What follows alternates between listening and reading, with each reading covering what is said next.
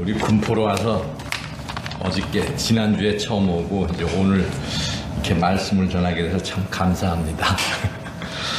여기까지 인도하신 하나님 참 감사합니다. 우리 아까 찬양한 대로 기도할 수 있는데 왜 염려하십니까? 하는 그 찬양과 너희는 아무것도 염려하지 말고 오직 모든 일에 주만 의지하라는 사실 그 말씀이 오늘 주제입니다. 찬송 두 곡을 부르면서 참 오늘 말씀과 너무 참 맞다 하는 생각을 했어요. 대강절을 맞이해서 우리가 이제 하나님의 은혜를 다시 한번 기리면서 우리를 찾아오신 예수 그리스도, 나를 만져주신 하나님, 그 하나님의 은혜에 우리가 보답하기 위해서 우리들의 삶을 정말 예수 그리스도의 장성한 분량까지 이르도록 우리를 이끄시고 인도하시는 하나님의 손길들을 저희들은 이제 맛보죠. 오늘 우리가 이제 본문에서 봤던 창세기 35장은 야곱이 상당히 어려웠을 때, 흔히들 야곱의 최대의 위기가 약복강가에서 에서를 만나면서 하나님과 씨름했을 때를 이제 많은 사람들이 보는데, 어떻게 보면 그때보다 지금 창세기 35장에 나와 있는 야곱이 그 씨름을 한 다음에 하나님의 은혜를 받아서 이스라엘로 부름을 받은 후에 그 히위 족속들이 머무는 땅에 그냥 머뭅니다. 에서의 용서를 받고 에서하고 화해를 한 다음에 하나님께서 약속하신 땅인 그쪽으로 돌아가지를 않고 히위 족속들이 머무는 그 땅에 머물다가 딸이 이제 강간을 당하죠. 디나가 강간을 당하면서 두 아들 시몬과 네위가 그 세겜 족장하고 히위 족속들을 다 이제 죽여버리는 그러한 사건들이 발생합니다. 그러고서 야곱이 이제 그 아들들한테 야 너희들이 그러면 어떡하느냐, 내가 여기서 어떻게 살라 그러냐 하는 게 이제 34장 33절에 30절에 나오는 얘기죠. 34장 30절에 이제 그 사건을 겪은 다음에 야곱이 시몬과 네위에게 이르되 너희가 내게 화를 끼쳐 나로 하여금 이 땅 주민 곧 가나안 족속과 브리스 족속에게 악취를 내게 나게 하였더라. 나는 수가 적은즉 그들이 모여 나를 치고 나를 죽이려니 그러면 나와 내 집이 멸망하리라. 야곱이 도저히 감당할 수 없는 사건이 벌어져가지고 이제 그 아이들을 이제 시몬과 누이를 나무랍니다. 그랬더니 그들이 또 야곱에게 대드는 장면이 31절에 그들이 이르되 그가 우리 누이를 창녀같이 대우하며 옳으니까 하면서 이제 쉽게 말해서 하나님이 주신 제사장인 야곱, 가정의 제사장인 야곱에게 아들들이 들어받는 장면입니다. 뭐 옳은 게 누가 옳고 누가 그런 걸 떠나가지고 하나님이 야곱을 축복해 주셔서 약복강가에서 이제 그 에서의 도움으로서 살아가도록 피해가서 큰 은혜를 베푼 다음에 야곱이 은혜를 입었습니다. 그러고서 야곱이 그 땅에 그냥 머물다 보니까 자기가 편안하게 살고 싶은 땅에 머물다 보니까 이러한 사건들이 났어요. 야곱이 어떻게 보면 이것이 야곱의 삶에서 최대의 위기라고 얘기를 하죠. 그때 하나님이 야곱에게 일어나 베델로 올라가라고 얘기합니다. 바로 네가 나를 아버지 그러니까 너희 형 에서를 피해서 도망갔던 때 20년 전에 그때에 네가 나에게 은혜를 입었던, 내가 너를 찾아가서 내가 너에게 약속해줬던 그곳으로 너는 올라가서 내가 거기 거주하며 거기 제단을 쌓아라 하고 이제 하나님께서 야곱에게 나타나서 이제 명령을 해주시죠.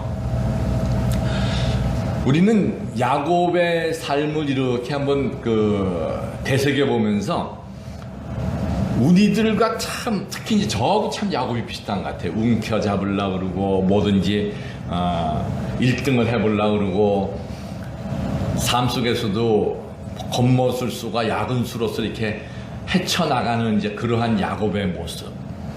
잘 알다시피 자기 형도 속인 게 아니죠.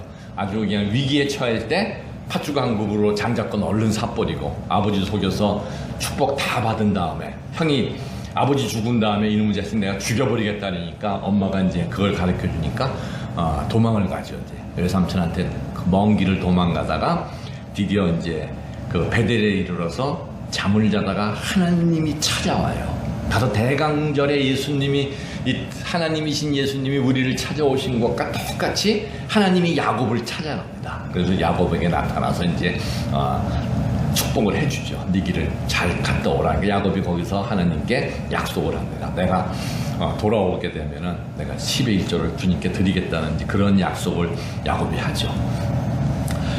야곱의 삶에서 이제 우리가 꼭 잊어먹지 말아야 될 게, 겉모술수에 능한 야곱은 자기가 저지른 그 삶 속의 죄값을, 라반을 만나서 이제 죄값을 받죠. 이제 더 큰 사기꾼을 만나가지고 14년 동안 이제 무료봉사하면서 아내를 넷을 얻죠. 그래서 12지파를 만드는 기초를 만들면서 그때부터 하나님의 은혜가 야곱을 만져줘요. 그래서 큰 거부가 되는 것도 염소와 얼룩 양들 때문에 큰 거부가 야곱이 이제 되는 바로 그 사건. 그러고서 야곱이 자기 고향으로 돌아갔다가 에서가 400인을 거느리고 온다는 얘기를 듣고 너무 두려워서 우리가 잘 아는 약복강가의 사건이 나죠. 그때도 마찬가지로 야곱이 하나님을 찾고 하나님을 붙잡은 게 아니고 홀로 있는 야곱에게 하나님이 나타나셔서 씨름을 겁니다. 하나님이 야곱을 찾아와 주셨죠. 그래서 네 고집대로 너는 살아가지 말아라. 그 겉모술수에 능하고 이런 위기를 당했을 때 때를 네 때로 나눠가지고 에서의 공격을 피하면서 에서의 마음을 달래라고 뇌물로 가서 이런 뇌물도 주고 저런 뇌물도 여러 가지 뇌물을 준비하는 그러한 겉모술수로 살지 말고 오직 나만 의지하라는 의미에서 환도표를 칩니다. 그래서 야곱은 이제 절름발이가 되죠. 자, 여기까지가 우리가 생각하는 야곱의 삶이라고 흔히 생각을 하는데요. 우리들의 삶 속에서도 하나님의 은혜가 우리를 만져줘요. 우리 힘들 때 우리를 건져주시고 위기 때 우리를 안아주시고 너 이 길로 가지 말라고 얘기를 많이 하죠. 그러면서 아까 우리 사모님 기도대로 우리가 말씀을 의지하고 주님이 가르쳐준 살라고 우리는 무한히 애를 써요. 근데 우리들의 삶 속에 위기가 찾아올 때, 마치 오늘날 우리 대한민국의 이러한 위기들, 이 대한민국의 위기는, 오늘날 위기는 사실 경고장치가 무너져서 오는 위기거든요. 어떤 사인이 잘못됐을 때 스탑을 걸어주고 제동을 걸어줄 수 있는 어떤 메시지나 어떤 사인이 무너져 버렸잖아요. 민정수석부터 해서 대통령을 보좌하는 여러 가지 제도가 다 무너지고 그 멍청한 그 무당 같은 여자에게 얽매이다 보니까 우리들이 더 화가 난 가장 큰 이유고, 바로 우리들의 삶 속에서 경고장치가 고장이 나면 위기가 온다고 우리는 생각하죠. 자, 어려움이 찾아왔을 때 우리들의 삶 속에 있는 경고장치가 우리가 제대로 작동하는지를 한번 생각을 했으면 합니다. 자, 우리들의 경고장치는 말씀이잖아요. 말씀이 우리에게 줍니다. 힘들고 어려웠을 때 우리를 찾아오는 말씀들. 그럼 우리는 그 말씀을 의지해서 또다시 일어날 수 있죠. 근데 놀랍게도 우리가 가장 실수하기 좋은 게, 약복강에서 하나님의 은혜로 하나님에게 이스라엘로 이름을 부여받은 야곱이 에서와 화해를 한 다음에 왜 자기가 본래 생각했던 하나님이 함께 있던 아버지 고향이 있던 그곳으로 돌아가지 않고 히위족 속에 있는 그 땅에 그냥 머물렀을까? 눈에 보기 좋고 그냥 편하니까 그냥 머무른 거죠. 마치 우리들의 삶 속에서 안주하고 싶은 그런 속에 우리가 있는 것과 똑같다는 거죠.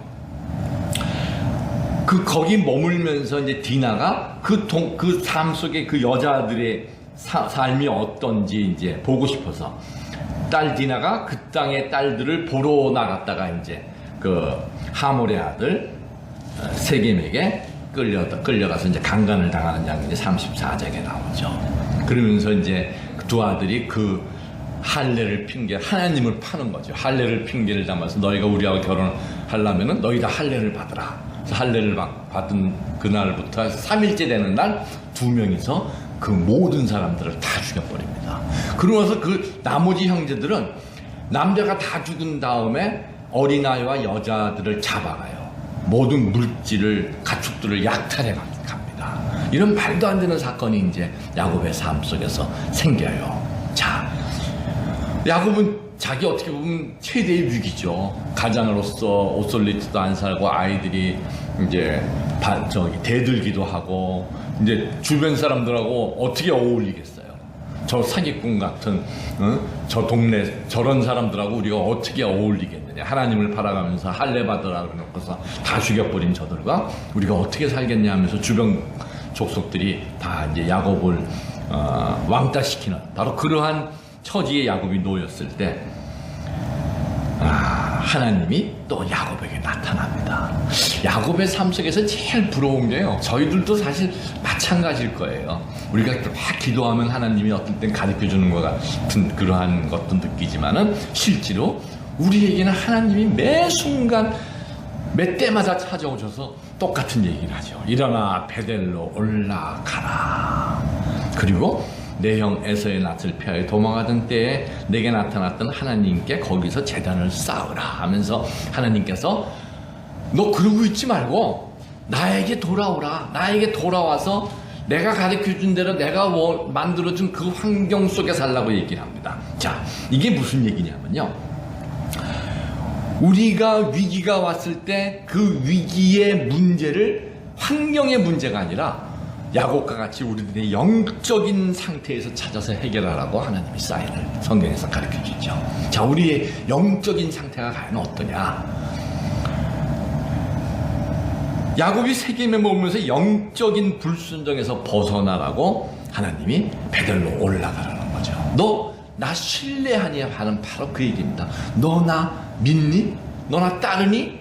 내 말대로 너 아무것도 염려하지 말고 모든 일에 오직 나만 바라볼 수 있니? 기도하면서 감사함으로 나만 그렇게 바라볼 수 있니? 하고 우리에게 너나 신뢰하니 하고 야곱에게 묻습니다.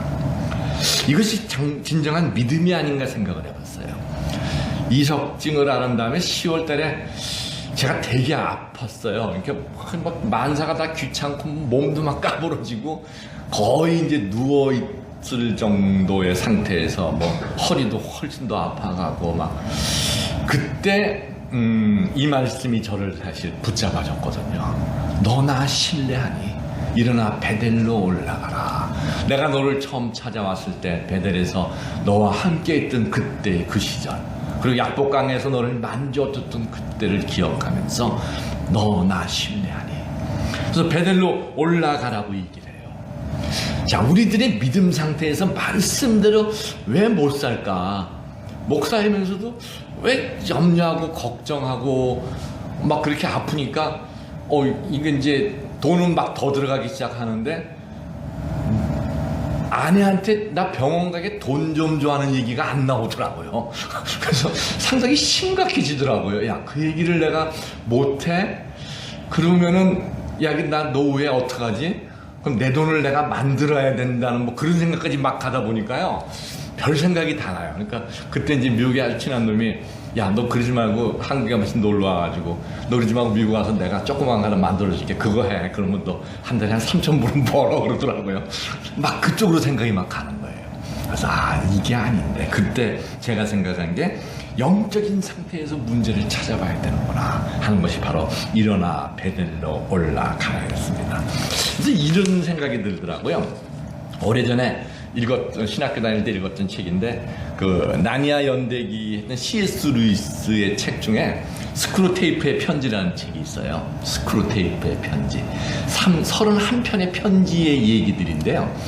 그 악마의 대장, 그러니까 지옥에서 모든 거를 악마들을 다스리는 이제 스크루테이프가 악마 대장이죠. 그 악마가 그 대왕초 악마가 이제 이 지상에서 활동하는 자기 새끼 악마, 조카죠. 자기 새끼 악마의 이제 워무드라는 그 악마 사탄에게 편지를 보내는 31편의 편지의 내용들이에요. 그러니까 주로 이제 그것은 뭐냐면은 하나님을 믿으려는 기독교인들, 그 다음에 교인들을 파괴하는 온갖 이제 아주 비상한 책략들, 그들이 예수를 제대로 못 믿게 뭐 고안해는 이러한 편지들이 이제 31편의 편지인데 그 중에 이제 두 번째 편지의 내용이 이런 게 있습니다. 새끼 악마인 이제 그 워무드가 관리하는 이제 자기가 지상에서 이제 관리하는 고객들이 있을 거 아니에요. 교회 못 나가게 만드는 그 고객들 중에 한 사람이 교회를 나가게 됐어요. 그러니까 이게 이제 오문드가 큰일 난 거예요. 야, 이거 저기 지옥의 왕초인 삼촌이 알면은 자기 이제 이거 파이어 당하고 뭐가 잘리고 이제 야단 맞고 이거 어떻게 하면 좋을까 하고서 막 걱정할 때 그 스크루 테이프 왕초 엄마가 워무드에게 야 괜찮아 하면서 안심해 하면서 위로의 편지를 보냈는데 근데 참 재밌어요. 아주 간단합니다.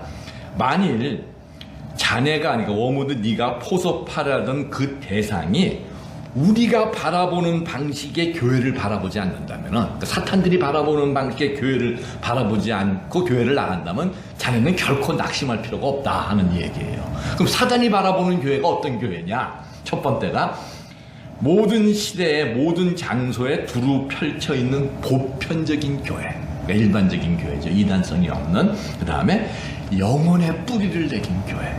세 번째가 아주 멋있더라고요. 깃발을 나부끼며 전투에 임하는 무서운 하나님의 군대 같은 교회. 이 세 가지가 아니면은 나가도 상관없다는 거예요. 그러면은 하나님의 자녀가 안 되고 아전이 네 사탄 우리들을 사탄인 오무드 너의 휘하에 있는 바로 그런 사람이 되니까 그는 결코 변하지 않는다는 그런 얘기죠. 자, 과연 내가 진짜 하나님의 군대 같은 교회일까?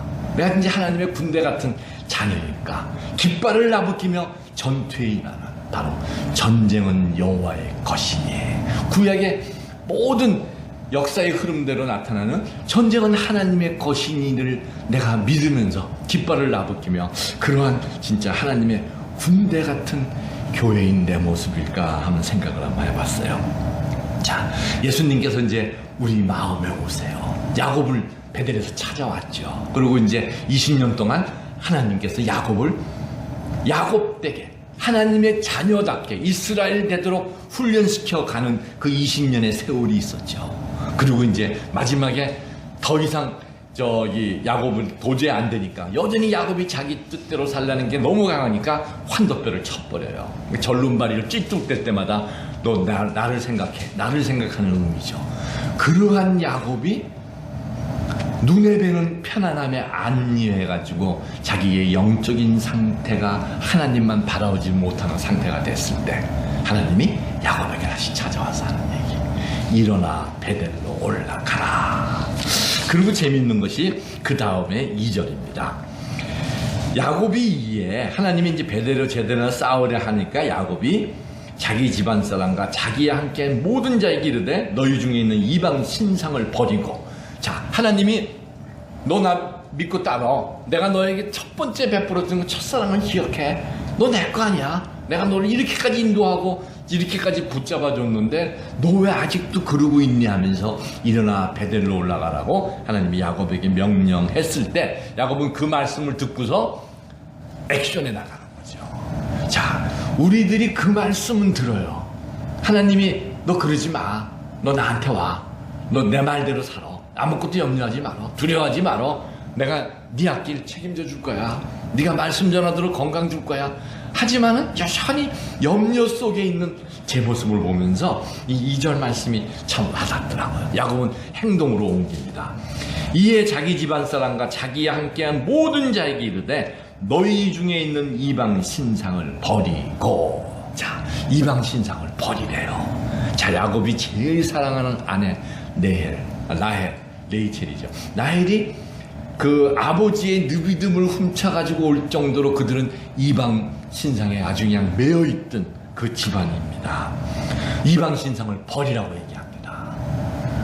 하나님보다 더 사랑하고 더 의지하고 우리가 힘들 때 마치 내가 건강이 있어야지, 내가 돈이 있어야지, 내가 노후에 좀 편하게 있으려면 뭐도 있어야지 하는 우리가 꼽는 이러한 것보다 하나님을 더 의지할 수 있는 이라는 거죠. 그래서 하나님보다 더 의지했던 것들을 다 버리랍니다. 이방 신상을 버리고 두 번째 자신을 정결케 하고 너희들의 의복을 바꾸어 입어라. 내가 거룩하니 너희도 거룩하라. 우리들 안에 남아있는 옛사람의 습관들, 옛사람의 그 모든 것들을 정결하게 만들면서 의복을 바꾸어 입으라고 야곱은 자기의 집안 식구들에게 명령을 합니다. 그리고 3절에 우리가 일어나 베델로 올라가자. 내 환난날에 내게 응답하시며 내가 가는 길에서 나와 함께 하신 하나님께 내가 거기서 제단을 쌓으려 하노라. 자, 베델에 가서 제단을 쌓으라. 예배의 회복입니다. 우리의 예배의 회복. 내가 거기서 제단을 쌓으라 하며 이렇게 이제 선언을 합니다. 이방 신상을 버리고 옷을 바꿔 그 모든 옛 습관과 옛 새 사람으로 옷을 갈아입은 다음에 제단을 쌓으려 하기 위해서 예배의 회복을 위해서 자기 집안 식구들에게 명령을 합니다. 그리고 4절과 5절이 이제 액션을 취하죠. 그들이 자기 손에 있는 모든 이방 신상들과 자기 귀에 있는 귀고리들을 야곱에게 주는지라. 야곱이 그것을 세겜 근처 상수리 나무 아래에 묻고 그들이 떠났으나 하나님이 그 사면 고울들로 크게 두려워하게 하였으므로 야곱의 아들들을 추격하는 자가 없었더라.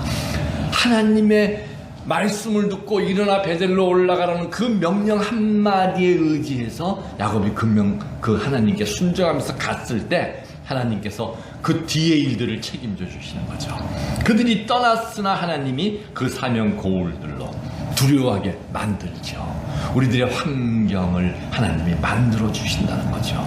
아무것도 염려하지 말고 오직 기도와 감사함으로 너희 구할 것을 간구해라 그랬을 때 우리들의 마음의 평강을 그리스도 예수가 평강이 우리를 지켜준다는 바로 그것입니다. 크게 두려워하게 주변을 만들어서 야곱의 아들들을 추격하는 자가 없었더라. 그리고 이제 베델에 도착하죠. 그리고 제단을 쌓고 그것을 엘베델이라고 부릅니다. 바로 이는 그의 형을 낯을 피할 때 하나님이 거기서 그에게 나타나셨습니다. 하나님이 첫사랑으로 야곱을 만져주었을 때를 이제 다시 한번 야곱이 기억하는 거죠. 자, 우리들에겐 하나님이 만져주셨을 때가 있지 않습니까? 뭐 매 순간순간 그 순간들이 여러 가지 형태로 우리들에게 나타날 수도 있어요. 바로 그때 베델에서 야곱에게 나타나서 야곱을 불러주신 그 하나님 그때를 우리가 생각하라는 거죠. 그래서 우리들의 삶은 이 인생의 후반전을 우리가 살아가면서 그리스도의 장성한 분량까지 이렇게 올라가는 그 싸움이 이제 남은 것 같아요. 쉽게 말해서 아브라함의 삶 속에서 아브라함을 오랫동안 훈련시켜가면서 이삭을 바칠 수 있는 그리스도의 장성한 분량까지 하나님보다 그 우선되는 것이 아무것도 없어질 때까지 아브라함을 훈련시켜 가시는 하나님, 바로 우리를 그렇게 훈련시켜 가시고 예수님이 실제 우리 마음에 오시고 우리가 예수님이 원하시는 그 마음에 이르게까지 우리가 나가는 것이 하나님의 계획이죠. 야곱을 이스라엘로 만드셔서 바로 이 창세기 35장, 34장의 사건을 겪으면서 야곱이 일어나 베델로 올라가었을 때 자기의 주변에 하나님보다 더 사랑했던, 더 의지했던 모든 것을 내려놓고 올라갈 수 있었던 것이죠. 이것을 우리 지난번에 목사님께서 에베소서 강의에서 이제 우리에게 가르쳐 주신 대로 에베소서에 참 바울이 멋지게 하나님의 영으로 이걸 썼더라고요. 그래서 제가 이제 그 현대하고 한독에서 에베소서 가지고 이제 계속 매주 말씀을 함께 보는데요. 에베소서가 우리가 잘 알다시피 1장에서 3장까지 전반부에 너희들이 하나님의 이러한 신령한 복수를 받은 하나님의 자녀다 하는 정체성을 우리에게 가르쳐 주지 않습니까? 성부 하나님의 사랑, 성자 하나님의 그 사랑, 성령 하나님의 사랑을 우리가 입었으니까 너희들은 이러이러한 하나님의 신령한, 하늘에 속한 신령한 복수를 누린 자들이니까 이제 하나님의 말씀대로 한번 살아봐라. 그러니까 우리들의 정체성을, 너희는 바로 이러한 하나님의 자녀라는 게 전반부에 나오고 4장부터는 이제 6장까지, 그러니까 너희가 부르심에 합당한 삶을 살라고 얘기를 해요. 그래서 놀랍게도요, 에베소서를 깊이 묵상하다 보니까 요새 제가 계속 기도해주는 중보기도 때마다 이렇게 하는 기도가 3장, 에베소서 한번 찾아봅시다. 3장 14절부터 21절까지가 나오는 게 사도 바울의 기도예요. 그러니까 바울의 기도가 에베소 전반전에 1장에 한번 나오고 이제 3장에 한번 나온 다음에 4장에 이제 부르심을 받은 삶 속으로 들어갑니다. 그래서 너희가 부르심을 받았으니까 이렇게 합당하게 살아가면서 4장부터는 우리들의 삶을 쭉 얘기하는데 이 바울의 기도가 중간에 딱 끼는 게요. 자, 바로 너희들은 이러한 하나님의 사랑을 깨달아가지고 제발 좀 그런 것을 깨달아서 삶 속에서 그렇게 살도록 한번 발버둥 쳐보라는 바로 그런 얘기죠. 3장 14절에 이렇게 기록되어 있습니다. 이러므로 내가 하늘과 땅에 있는 각 족속에게 이름을 주신 아버지 앞에 무릎을 꿇고 비노니. 그러니까 바울이 간절히 기도하는 대상이 바로 그런 하나님 아버지께 기도한다는 거죠. 자, 16절부터 어떻게 보면 19절까지가 이제 그 기도의 핵심이라고 저는 이제 잡아냈습니다. 그래서 그의 영광의 풍성함을 따라, 하나님 아버지의 영광의 풍성함을 따라, 자, 그의 성령으로 말미암아 하나님이 주신 그 영광의 풍성함을 따라 하나님의 성령으로 말미암아 우리의 속사람을 능력으로 강건하게 해주시고, 이것은 이제 세번역으로 보면 더 좀 쉬워요. 아버지께서 그분의 영광의 풍성함을 따라 그분의 성령을 통하여 우리의 속사람을 능력으로 강건하게 하여 주시고, 그래서 이제 저는 이제 너희의, 그러니까 여러분의 속사람 이것을 갖다가 이제 기도하는 대상을 넣습니다. 우리 큰아들도 집어넣고 뭐 이제 하행교회 이제 목사님도 넣고 이렇게 넣고서 기도를 하다 보니까 참 좋더라고요. 그분의 성령을 통해서 엄주봉 장로의 속사람을 능력으로 강건하게 하여 주시고, 자, 우리가 예수 그리스도의 영광에 빠져 하나님의 영광의 풍성함, 하나님의 성령을 통해 가지고 우리 속사람이 능력으로 강건해지면은 더 이상 뭐가 필요가 없겠더라고요. 그리고 믿음으로 말미암아 그리스도를 우리의 마음속에 머물러 계시게 하여 주기를 빕니다 하고서 이제 17절 후반부에 들어가기 전에 한번 끊어요. 믿음으로 말미암아 그리스도께서 너희 마음속에 계시게 하옵시고, 이것을 이제 세번역에서는 믿음으로 말미암아 그리스도를 여러분의 마음속에 머물러 계시게 하여 주시기를 빕니다. 그래서 성부 하나님, 성령 하나님, 성자 하나님이 나오죠.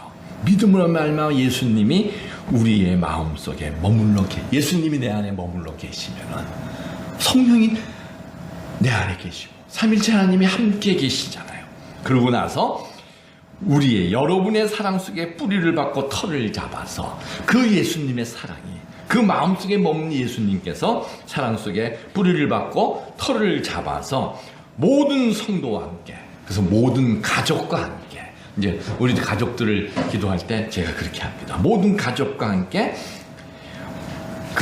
여러분이 그리스도의 사랑의 넓이와 길이와 높이와 깊이가 어떠한지를 깨달을 수 있게 되고 지식을 초월하는 그리스도의 사랑을 알게 되기를 빕니다.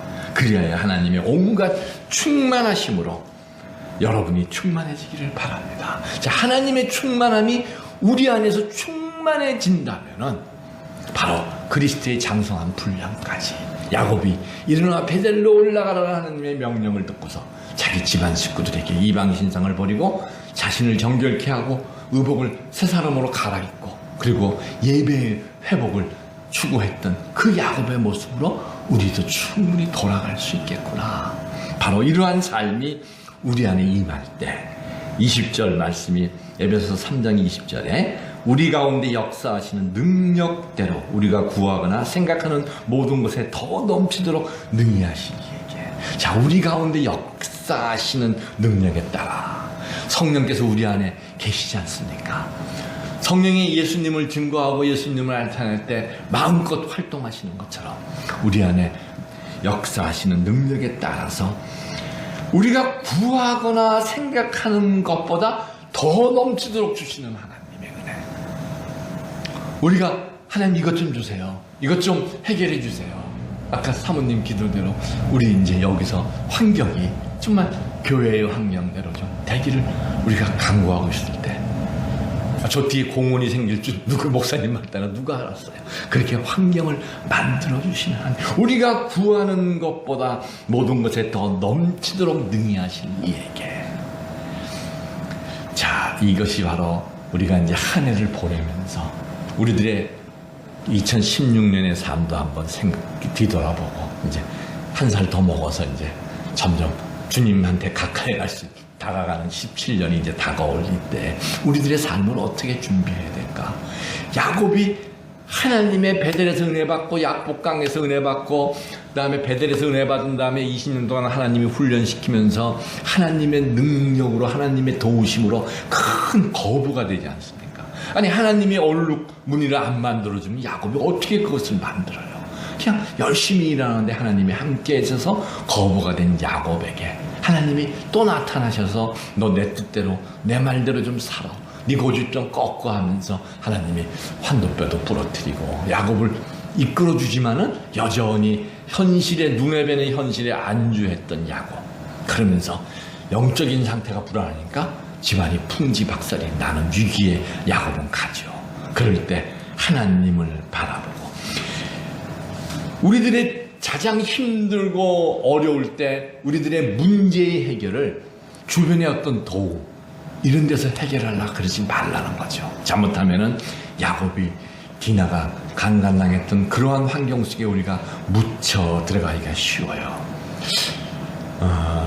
저 같은 케이스도 야 늙어서 내 돈 있어야지 하는 생각이 드는 순간 주변에 나 도와줄 친구들 많더라고요. 보이니까 가서 내가 좀 부탁하면 도와주고 뭐 야 네 사업체 중에서 하나 좋은 거 나 좀 좋아하면 줄 친구들이 의외로 꽤 돼요. 그래서 야 한번 근데 한국에서 우리 나이에 목사가 무슨 일을 한다는 건 좀 문제가 있을 것 같고 그럼 미국 가서 해봐 뭐 이러니까 길들이 보여요. 근데 그게 아니라는 거예요. 문제의 해결은 바로 영적인 상태에서 해결하고 하나님만 바라보라는 거죠. 어쩌면 참 크게 이렇게 벗어날 뻔했던 삶 속에서 큰 잘못될 뻔했을 때 저를 붙잡아 주신 이 말씀을 가지고 함께 은혜를 나누고 싶었어요. 바로 그것이 너희의 첫사랑을 회복해라. 너를 건져주고 너를 만져줬던 그 하나님을 생각하며 너 나 믿니? 너 나 신뢰하니? 지금까지 나를 이끌어주신 그 하나님의 은혜, 나를 나되게 한 하나님의 은혜, 바울의 고백대로 그 은혜가 족하도다 하는 바로 그것이 정말 하나님의 은혜가 아닌가.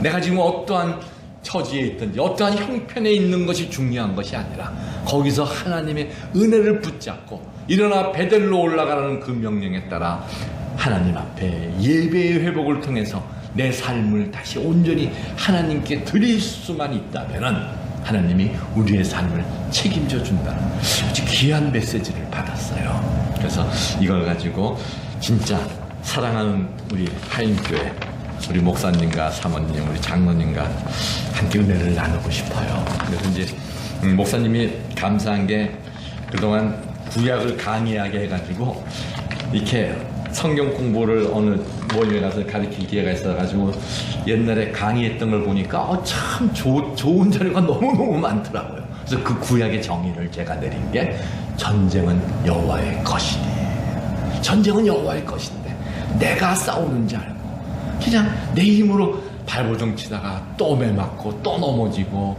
또 상처 입고 하는 우리들의 모습 속에서 전쟁은 여호와의 것이니 우리 첫사랑을 회복하는 귀한 하인교회 분들이 되기를 축원드립니다. 기도하겠습니다.